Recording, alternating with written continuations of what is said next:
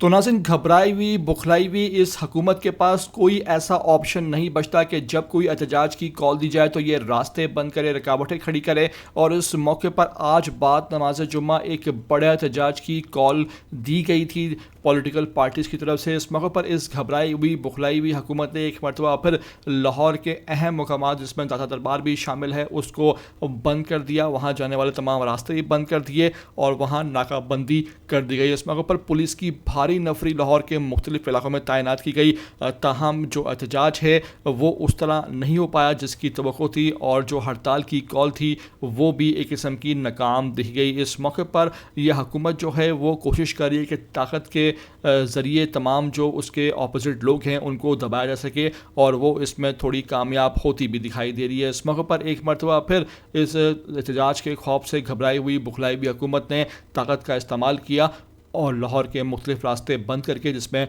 दाता दरबार भी शामिल है, ये पैगाम दिया कि वो जो अपने मुखालफिन हैं उनको ताकत से दबाने में यकीन रखती है। मेरी आपसे रिक्वेस्ट है कि इस वीडियो को आप आखिर तक देख लें। नए आते हैं ETV 247 उर्दू पर तो लाजमी से आप सब्सक्राइब करें, लाइक करें, शेयर करें और कमेंट करके मुझे अपनी कीमती आराय से लाजमी आगाह ज़रूर कर दिया करें।